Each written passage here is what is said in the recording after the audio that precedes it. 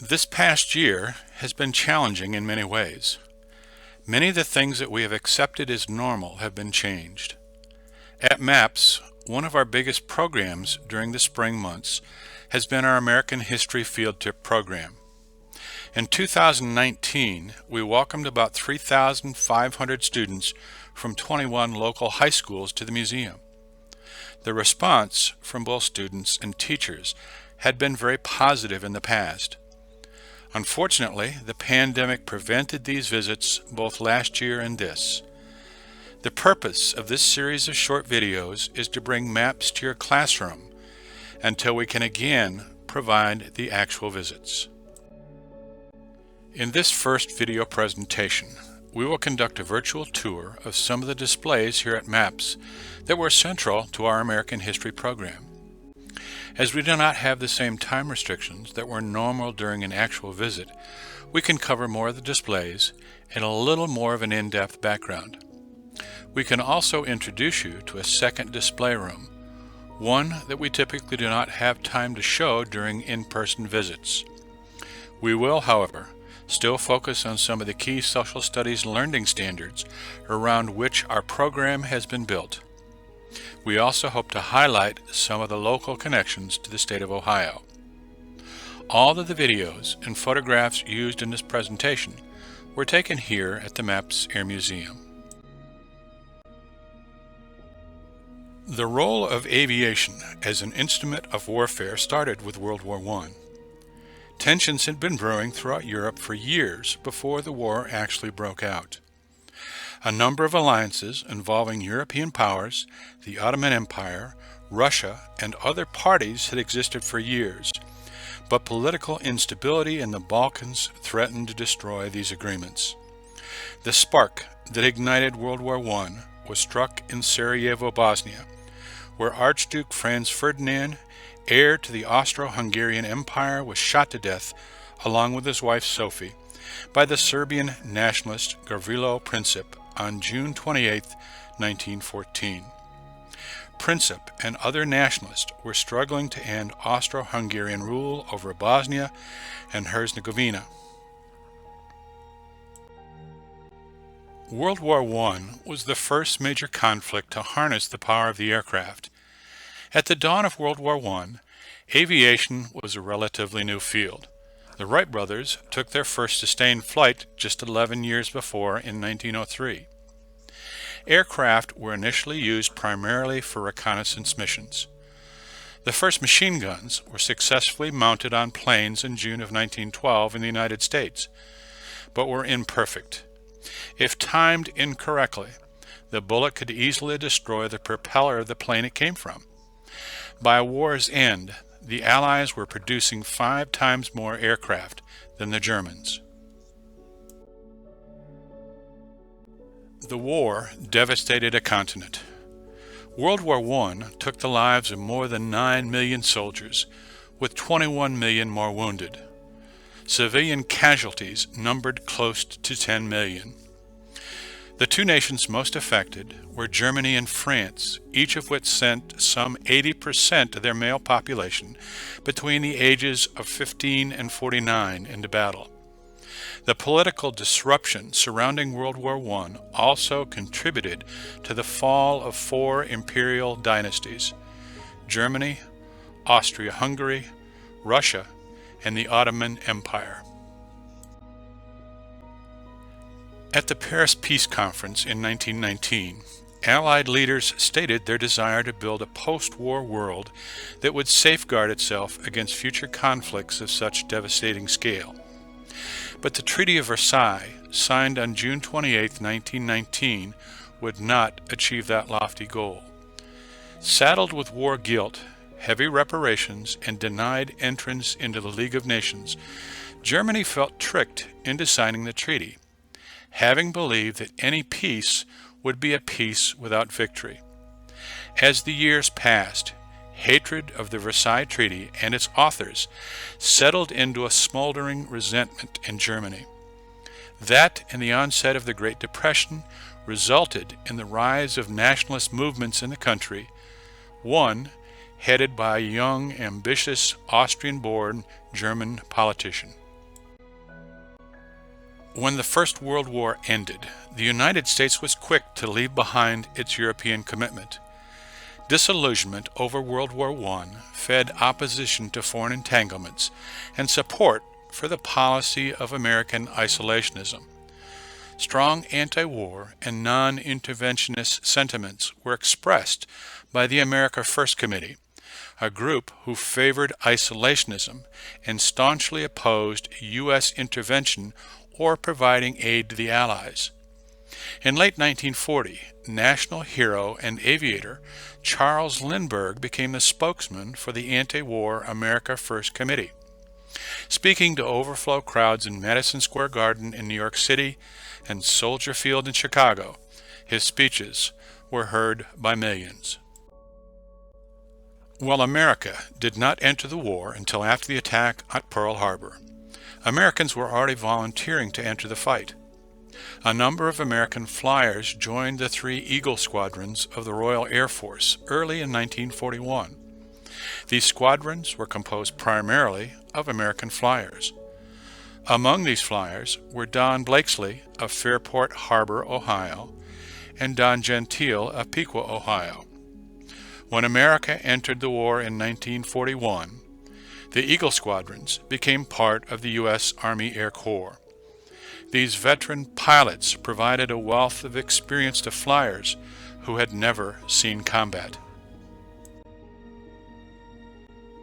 Most Americans are familiar with what happened at the American Naval Base at Pearl Harbor on December 7, 1941.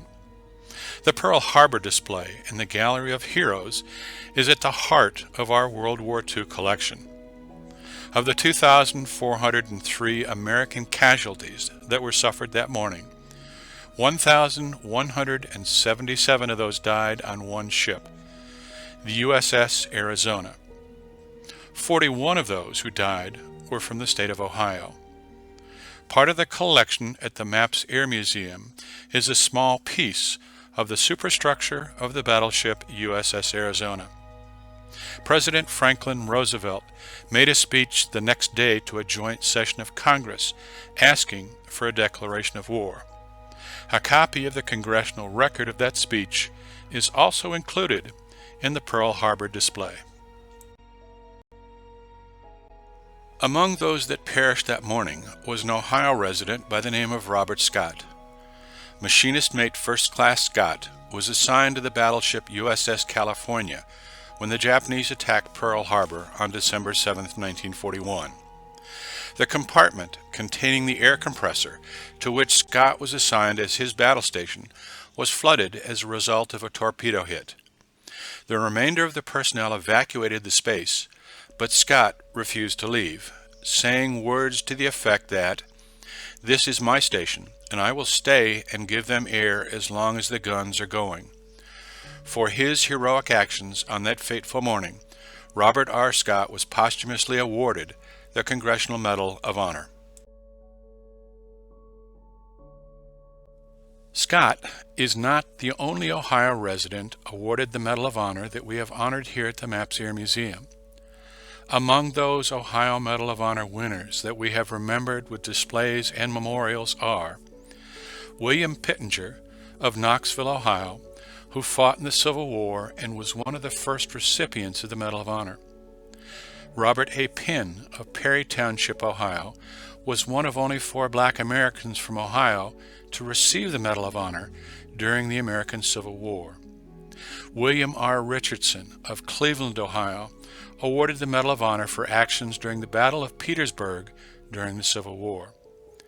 David Ayers of Toledo, Ohio, won the Medal of Honor during the Siege of Vicksburg during the Civil War. Harold G. Epperson of Akron, Ohio, was posthumously awarded the Medal of Honor for actions during the Battle of Saipan in World War II. Joseph Cicchetti from Waynesburg, Ohio, was posthumously awarded the Medal of Honor for heroism under fire in the campaign to recapture the Philippines during World War II. Melvin Mayfield of St. Louisville, Ohio, received the Medal of Honor for actions under fire on Luzon in the Philippines during World War II. He was one of the last to receive this honor during World War II. Robert Rosser of Columbus, Ohio, was awarded the Medal of Honor for gallantry during the Korean War. Joseph LaPointe Jr. from Dayton, Ohio, was posthumously awarded the Medal of Honor for actions during the Vietnam War. Ted Belcher, buried at Zanesville, Ohio, was posthumously awarded the Medal of Honor for heroism under fire in Vietnam. Ralph E. Diaz, buried at Latona, Ohio, was posthumously awarded the Medal of Honor for actions in Vietnam. David F. Winder, buried at Mansfield, Ohio, was posthumously awarded the Medal of Honor for heroism under fire in Vietnam. And Donald R. Long from Black Fork, Ohio, was a recipient of the Medal of Honor for actions in Vietnam. World War II also highlighted continued inequities within American society, in which a number of groups faced bias in both career opportunities and even in their ability to serve this nation. Among these groups were African Americans, Native Americans, Japanese Americans, and women. The Tuskegee Airmen is the popular name given to a group of African American pilots who fought in World War II. The Tuskegee Airmen were the first African American military aviators in the United States Armed Forces. In 1941, President Franklin Roosevelt, over the objection of his top generals, ordered the creation of an all-black flight training program located at the Tuskegee Army Airfield in Alabama. Unfortunately, the Tuskegee Airmen were subject to racial discrimination both within and outside of the Army. Despite these adversities, they trained and flew with distinction. However, racism in this country did not change significantly during the war. The heroes that served with the Tuskegee Airmen and other African American units were brought home on segregated ships and returned to the same racism and segregation that they left. The Tuskegee Airmen made up the 332nd Fighter Group, which deployed to Italy in early 1944, commanded by Colonel Benjamin O. Davis, Jr. In a time of segregation in this nation, Davis paved the way for African American men and women in the military that would come after him. He followed in his father's footsteps in breaking racial barriers. His father, Benjamin O. Davis Sr., was the first African American to become a general in any branch of the U.S. military. Davis graduated from Central High School in Cleveland, Ohio. He continued his education at Western Reserve University in Cleveland and then the University of Chicago. Davis earned a 1932 nomination to the U.S. Military Academy from Representative Oscar S. DePriest, then America's only black congressman. He was the first African American to be admitted to the Academy since Reconstruction. During the 4 years of his time at the Academy, Davis was racially isolated by his white classmates, few of whom spoke to him outside the line of duty. His classmates hoped that this would drive him out of the Academy. The silent treatment, however, had the opposite effect. It made Davis more determined to graduate. He was the Academy's fourth black graduate. At the start of his junior year at West Point, Davis applied for the Army Air Corps, but was rejected because it did not accept blacks. While Davis and his wife were on his way to his new post in Alabama, they slept in their car because there were not many hotels that allowed colors. From being rejected into the Fort Benning Officers Club due to his race, Davis persevered through it all. After World War II, he graduated from the Air War College in 1950, commanded a fighter wing in the Korean War, and was promoted to Brigadier General in 1954. In 1959, Davis became the first African American officer to reach the rank of Major General in the Air Force, and was promoted to Lieutenant General in 1965. On December 9, 1998, Davis was awarded his 4th star. He was the first African American to be so honored upon retirement. Women faced many of the same biases during this period in our history. One of the major changes occurring as a result of the war was the role women play in American society. World War II shattered that stereotype with the recognition of two groups specifically, the Rosies and the Wasps. Rosie the Riveter was a cultural icon of the United States, representing the American women who worked during World War II, many of whom produced munitions and war supplies. These women sometimes took entirely new jobs, replacing the male workers who were in the military. One of the aircraft produced during World War II was the F-4U Corsair. The Corsair was designed and produced by the Chance Vought Corporation. When it was found that Chance Vought could not keep up with the military requirements, they subcontracted 4,000 of that aircraft model to the Goodyear Tire and Rubber Company in Akron, Ohio. Designated as the FG-1, it indicated that it was the first fighter aircraft produced by Goodyear. During production of the FG-1, 50% of the workers on the Goodyear assembly line were women. 3 of the women who worked at Goodyear during the war were Helen Farley Argenio, Edith White Franks, and Oma Klein Porter, to whom a video at the Rosie display has been dedicated. Nadine Harris Bloom was one of the founders of the Maps Air Museum. Nadine was also a WASP, or Women's Air Force Service pilot. The WASP were civilian female pilots employed by the government to fly military aircraft under the direction of the United States Army Air Forces during World War II. Pilots were needed to move wartime supplies and to move military aircraft from the factory to the war. 25,000 women applied to join the WASPs, but only 1,830 were accepted and took the oath.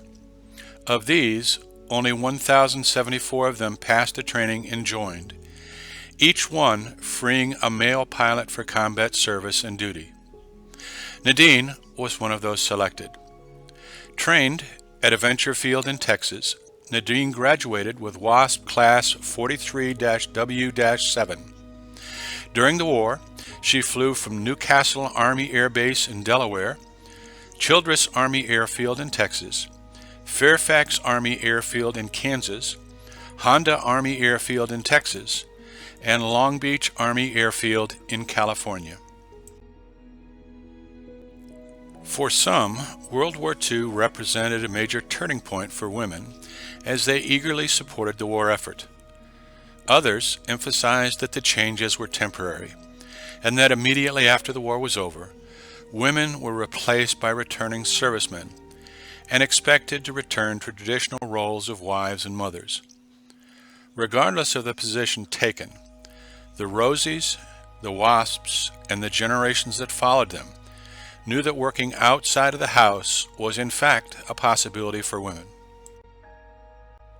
The focus of the display that we have titled Homefront World War II is to remind us that the world has changed, sometimes because of events outside of the control of the average American.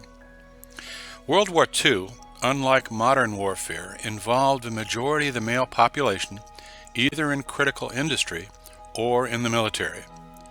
To support a large military presence in 2 military theaters resulted in much of the food, oil, gasoline, and other products that the American population took for granted being shipped overseas. In order to guarantee minimum amounts of necessities to everyone, especially the poor, and to prevent inflation, the government instituted a rationing program. To get a classification in the book of rationing stamps, one had to appear before a local rationing board. Each person in a household received a ration book, including babies and small children who qualified for canned milk not available to others. Each ration book page had numbered stamps that limited monthly spending. Prices were listed not only by cost, but by points, with 48 points allocated per ration book per month. Ration stamps were valid only for a set period to forestall hoarding. Purchases in excess of the monthly ration were prohibited. To receive a gasoline ration card, a person had to certify a need for gasoline and ownership of no more than 5 tires. Families were authorized only 1 automobile. All tires in excess of 5 per driver were confiscated by the government because of rubber shortages. When purchasing gasoline, a driver had to display a gas ration sticker in the windshield of the car and present a gas card along with a ration book and cash. By the end of 1942, half of U.S. automobiles were issued an A sticker that allowed 4 gallons of fuel per week. Keep in mind that on an average, most 1940 cars drove between 15 and 20 miles per gallon of gasoline.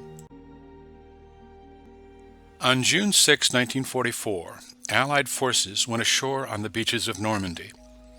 The night before the D-Day landings occurred, Allied airborne forces from the American 82nd and 101st Airborne Divisions and the British 6th Airborne Division parachuted into the Normandy area to hold key road junctions in preparation for the invasion. One of the young paratroops that jumped into Normandy that night with the 101st Airborne Division was Henry S. Fuller from Akron, Ohio. Fuller was photographed as part of a group of young paratroopers listening to General Dwight Eisenhower prior to loading on their aircraft. 3 months after D-Day, Fuller would make his second combat jump, this one part of Operation Market Garden in the Netherlands. In January of 1945, Fuller was wounded when a large portion of the 101st was surrounded in the small village of Bastogne in what later became known as the Battle of the Bulge. There are a number of additional displays in the Gallery of Heroes that honor local men that fought in World War II. Among those displays are the following: Lee Kessler from Canton, Ohio, who served as a gunner on a B-17 Flying Fortress. His aircraft was shot down on a mission over Germany. He was captured and was held in a German prisoner of war camp.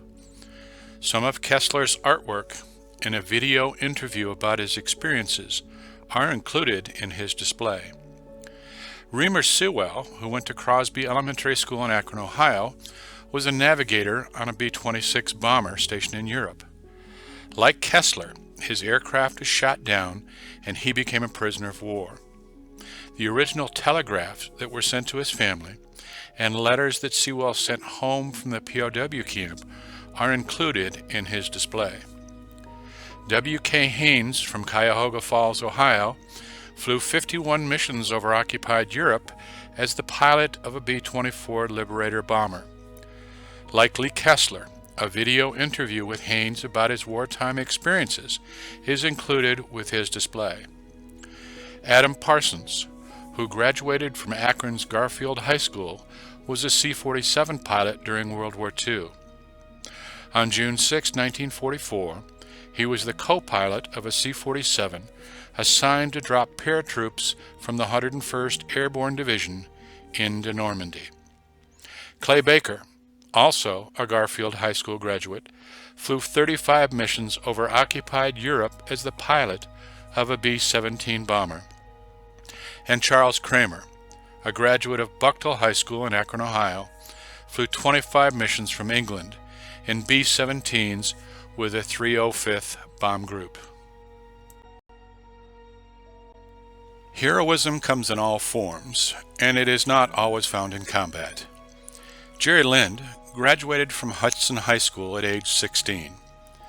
He applied for the Air Force Academy, but was advised he had to be 17 by July 1st to enter, and he would not be 17 until July 26th.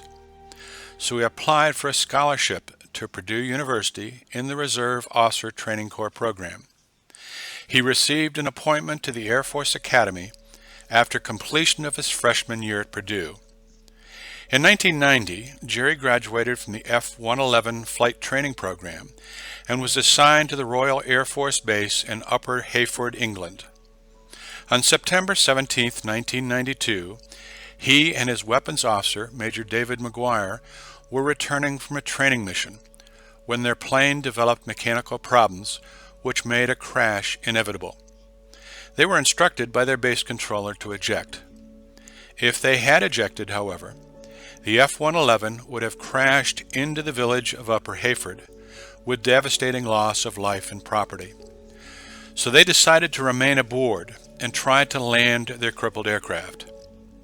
That decision cost both men their lives when their crew capsule ejected from the F-111E aircraft as it crashed near the approach to the runway, just over the fence from the village.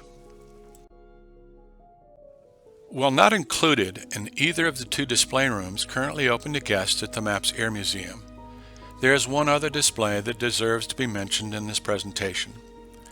The display is located in the main lobby of the museum and honors another who has local roots. Born in Zanesville, Ohio, Sharon Ann Lane was a 1961 graduate of Canton South High School. She attended the Altman School of Nursing in Canton, graduating in 1965. She worked at the Altman Hospital as a general duty nurse for 26 months. She then attended the Canton Business College for 2 years before deciding to join the U.S. Army Nurse Corps on April 18, 1968. Sharon arrived in Vietnam on April 29, 1969, and was assigned to the 312th Evacuation Hospital at Chu Lai.